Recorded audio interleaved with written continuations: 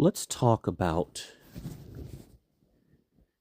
the difference between finding yourself and knowing yourself, and why knowing a difference between those two is crucial.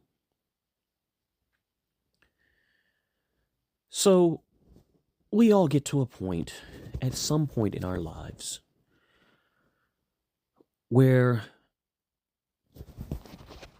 we feel this urge to quote unquote find ourselves. And so, those of us who are lucky enough to either have the financial means or mainly just the time and freedom to do so without having to work every single day and slave to survive, eventually we get to a point where we say, I want to find myself. Because we'll get to a point where we'll go, who am I? And so we feel that we need to find ourselves, find out who we are, find out what our purpose in life is.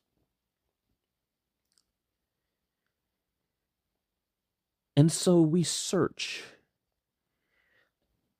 all over the place. We go on long trips. We go on into secluded places. We buy things. We try to figure out what it is that we like and who we are by all of these external means. This is why we have midlife crises. Because we get to a point where we realize we don't even know who we are. Because we've been working every single day, slaving to a society that does not give a shit about us. And we finally come to a point where we say, wait a second, who the fuck am I? Because I'm not what I thought I was. And this is usually brought on by some major shift in life that we didn't expect.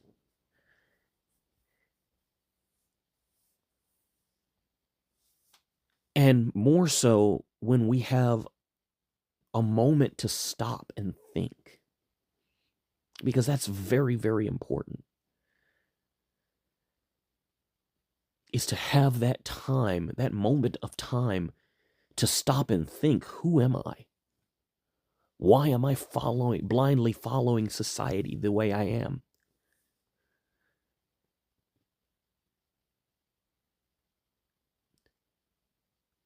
And so, when we get that point, we go, who am I? What am I doing here? What is my purpose in life? Why am I here? Why am I just going along with all of this? I see what's wrong with it. Why am I just going with it? Why am I not doing something about this?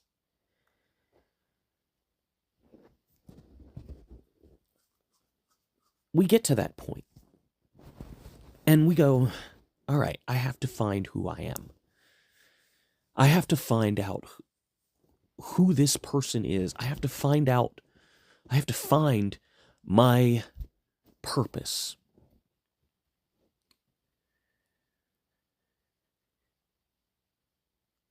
The thing is that we go looking externally for the solution to this. And the solution is not at all external. It's internal. In order to find your purpose, you have to know yourself. You have to look inward It's not external. The purpose is not external. Finding the purpose is not external. You have to look inward. You have to look in at all of the emotions that you've been blocking and trying to get away from and not acknowledging. You know they're there. You know they're there. And you keep running from them. You have to face them. You have to face it. In order to know who you are, you have to face it. You can no longer run from it. And I know that's hard. It's so hard. It's so goddamn hard. But you have to face it. Because only when you can allow yourself to feel it will you allow yourself to heal. And when you allow yourself to heal, it's like sweeping away clouds surrounding a sun. There is a brightness within you that gets revealed that you didn't even know was there. You have to get to know yourself. You know that spark in a child's eyes where they think the world is cool, the world's amazing, it's beautiful. They pick up a rock just to say, look it. Check this out. It's cool. That's it. That spark of creativity. That spark of love for life. Society has beaten it out of you. But it's still there. It's not gone. It's covered up. It's covered up by years of repressed emotions, of years of anxiety and depression. This is how you beat those, by the way.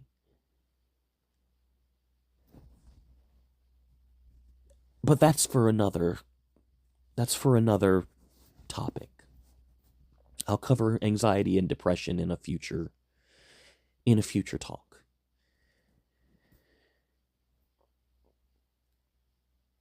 But it's about knowing yourself. It's about listening to that judgmental asshole of a voice that tells you you're no longer going to be any good. That is your ego. And in order to shut it up, you have to let it speak. It is there to protect you. But if you don't listen to it, it will take over.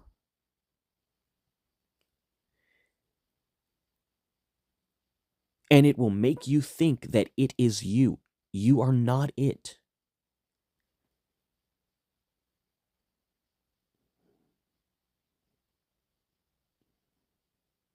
You are not it.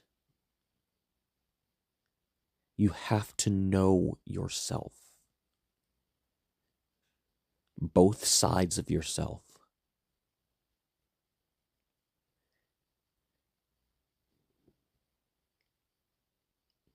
And to those of you thinking that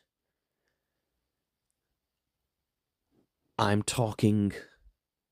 not talking about anything metaphysical here. Okay? You can call it soul and spirit. You can call it whatever you want. I'm talking about from a psychological perspective. We have two minds. We have two hemispheres of the brain, both of which can argue with themselves or eat with each other.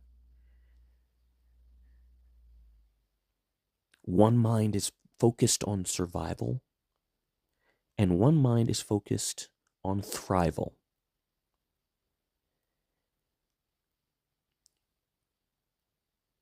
You have to know yourself in order to find yourself.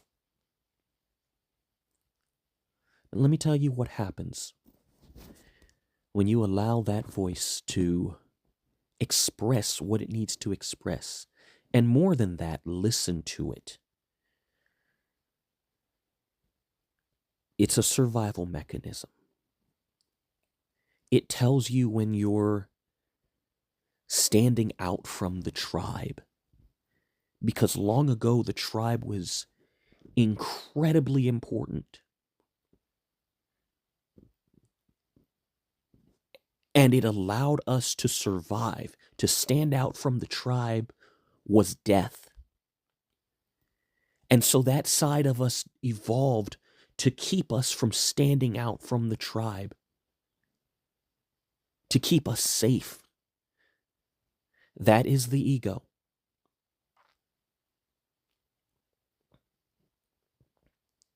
It's not a bad thing, except when it takes control. And that is exactly what our society is designed to do, is allow it to take control, to conform, to be a part of the tribe, to gain validation from the tribe.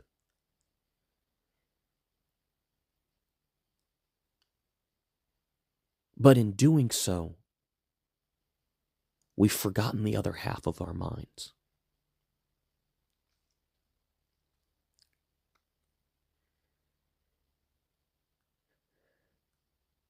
We have to integrate them both. In order to know yourself, you have to integrate them both. You have to let that half of you speak, but know that you are not it. You are the listener that hears it speak. And when you make that shift, everything unlocks. You are the listener. You are the observer. That voice is a shit-talking roommate that never pays rent, is always inconsiderate about what you want to eat, never leaves dirty dishes in the sink. It's that roommate. But it's the roommate also that always has your back in a scrap and will go through the ends of the earth to keep you safe, including take control and push you out of the way. That is the ego. And it is a terrible master, but is the best damn servant you will ever find.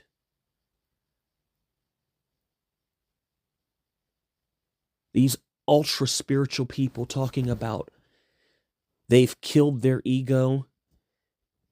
They no longer speak from their ego. Their ego is dead. That is the ego talking.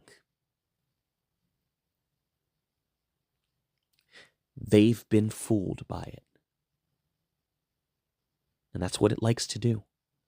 It likes to take control. Because it feels that if it can take control, it will keep you safe. And it does, for the most part, until it gets a little out of hand. But it keeps you safe by keeping you stagnant, keeping you comfortable. It keeps you safe by worrying about the future and ruminating over the past. That's how it keeps you safe. It doesn't like risks. And in today's society, safe and stagnant are one and the same.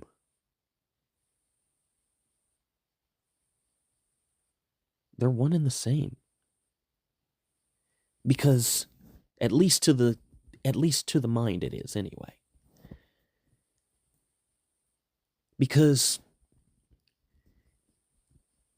if nothing is changing, well, no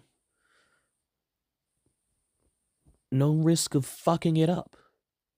No risk of ruining my life. So you know what? I'll just stay right here where I'm at in this same little boring ass town because I don't know anything better and I'm too scared to find anything out. I'm too scared to take a risk because what I've got here is safe. And see, 9 times out of 10, we don't think that consciously. We think we're happy. We think we're happy where we're at. But deep, deep, deep, deep down, we know we're not. We know that we're not working the job that we love.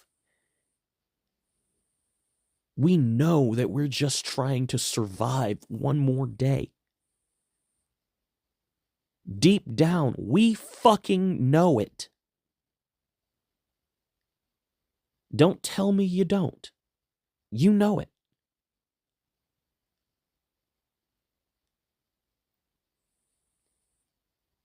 You know it.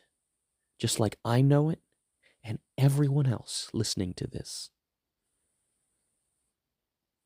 So what do we do about it?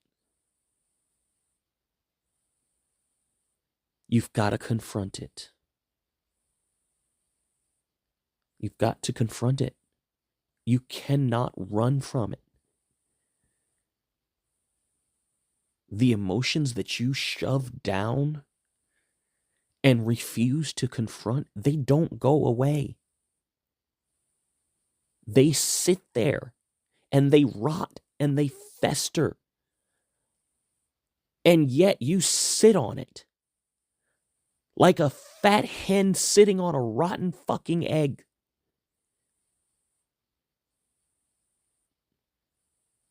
It doesn't go anywhere.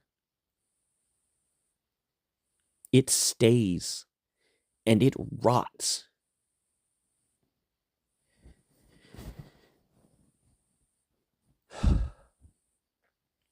You have to get up, get off the egg. And you have to allow yourself to feel it. Because only when you actually allow yourself to feel it can it be let go. If you don't allow yourself to feel it and you just shove it down, it will rot you from the inside out.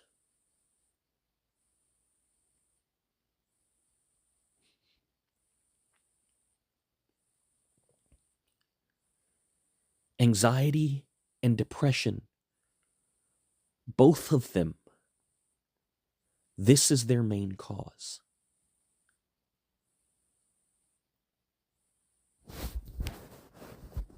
They go a little bit more into that. But, again, that's for a completely different topic. You have to allow yourself to feel what you need to feel. And in order to do that, you need to take a deep, deep dive into your subconscious mind and see what is there.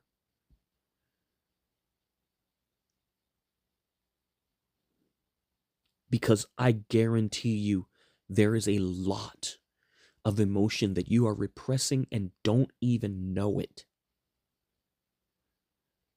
I was shocked, absolutely shocked at how much there was and still is within that you don't even realize is there. Fears that you had no idea you were holding on to. Anger that you about some event that happened years ago that is still there, and it's still influencing your choices as you grow.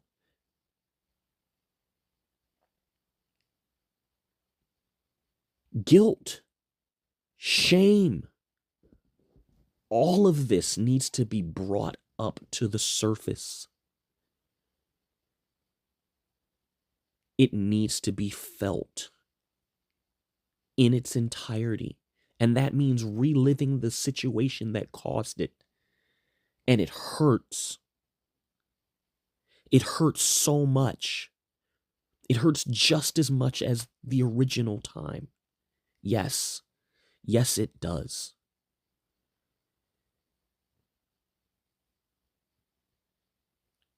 It does hurt.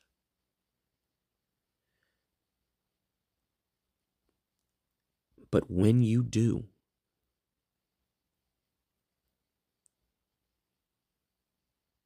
that's when you get to a point when you can deal with the situation if it's something still active or can still be resolved.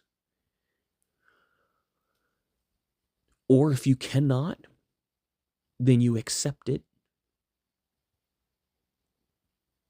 And then after one of those two things has been done, either changed what can be changed or accepted what cannot be changed, you let it go. You let the emotion go. You don't need it anymore. But you cannot let it go until it has been resolved, either through acceptance or change.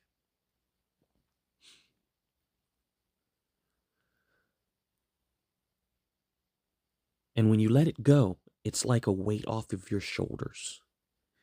It's another cloud swept away so that you can see the star that's hiding behind it, and it becomes a little bit more brilliant.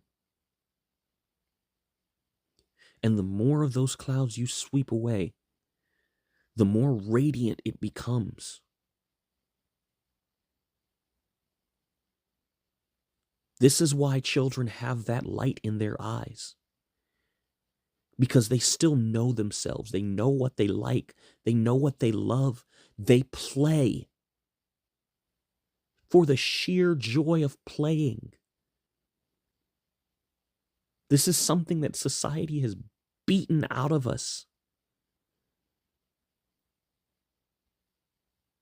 It strips us of it.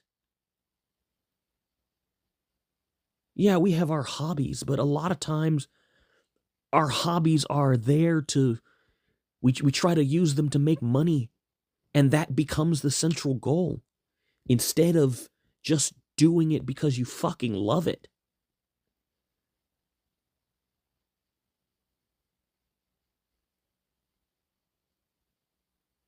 This is how we heal ourselves. This is how we fight the crisis of mental health that is going on right now. We have to know ourselves. We have to stop running.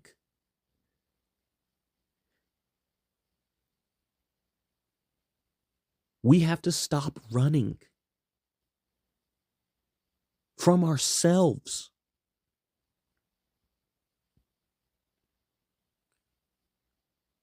We have to stop running from ourselves.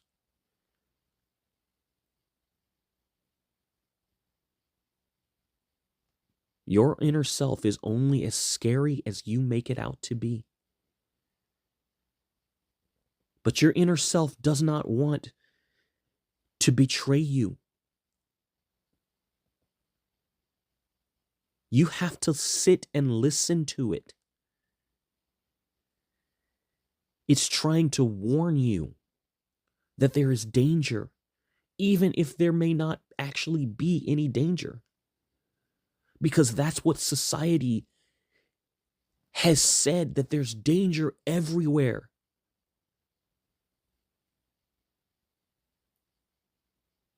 That's what society perpetuates.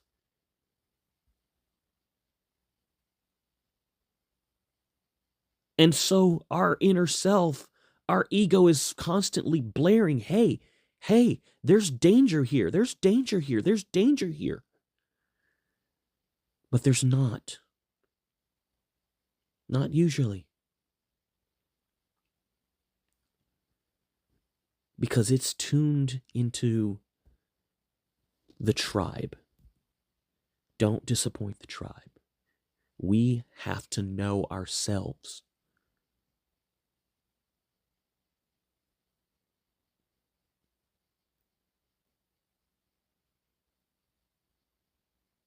I know this talk isn't going to reach a lot of people. But those that it does, please listen. Because this is the key to our happiness as a species. This is the key to our survival as a species. Because we are at a point that our entire essence is shifting.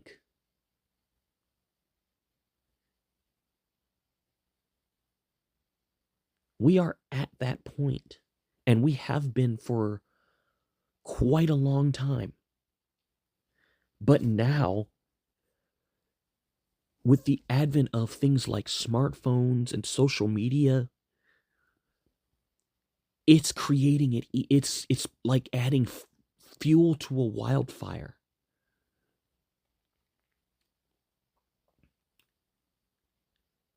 And the need for us to know ourselves is so crucial, especially now. There is a mental Black Death going on right now. And not many of us are calling out how to solve it. We all see it. Every single one of us sees it. We feel it. Deep within, we feel it. But fuck, man. What are we doing about it?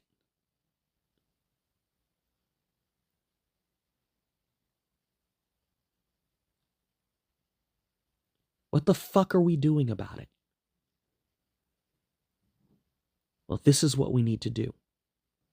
We need to know ourselves.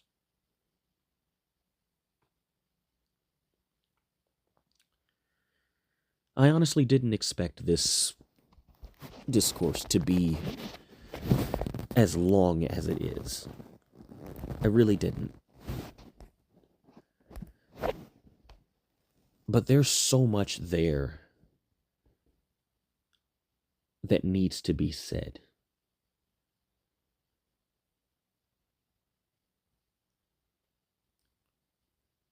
And I could go on for another hour, easily, on how we need to deal with this mental health crisis.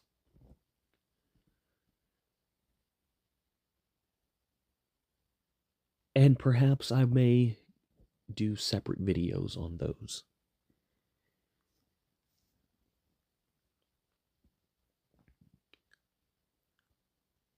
But we have to do something.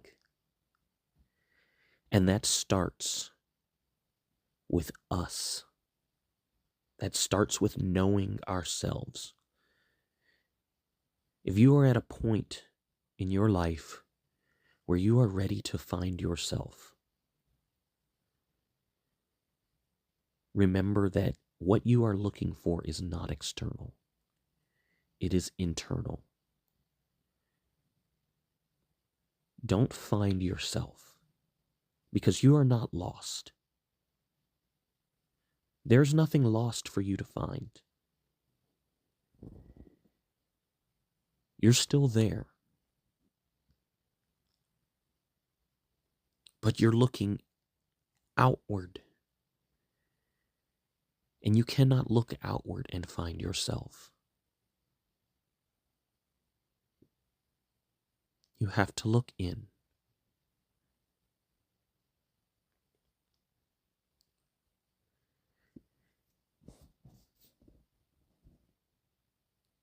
Once you're past, once you've cleared out the muck of the emotions,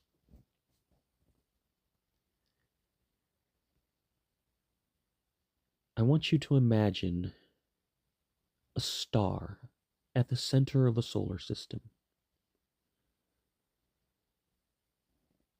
That's you. That's what your inner self looks like. And all the mess of society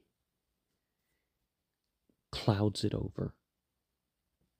Those are all the unresolved emotions.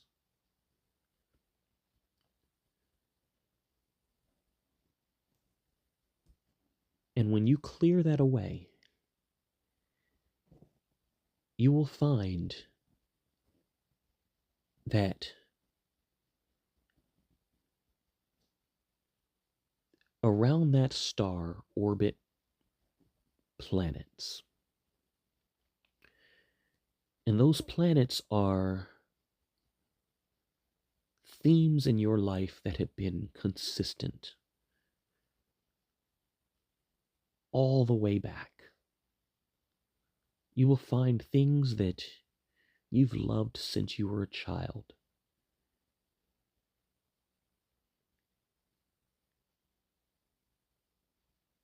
And you will start to see common threads in your life. Little commonalities of your interests. And you will find that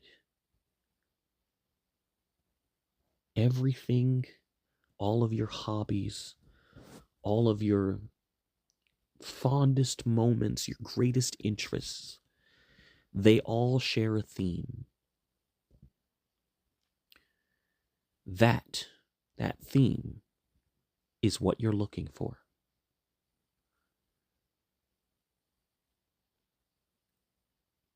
Because when you find that theme, you can connect it to a purpose.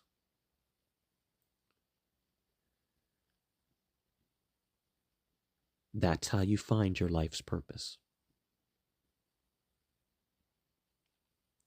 But it takes clearing away all of that muck first. And either letting it go or letting it drift away. Or resolving it, accepting it. That's how you find it.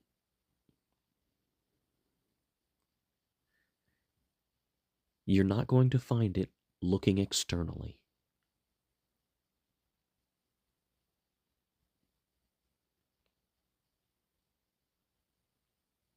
Because it's not lost. You guys have a good night.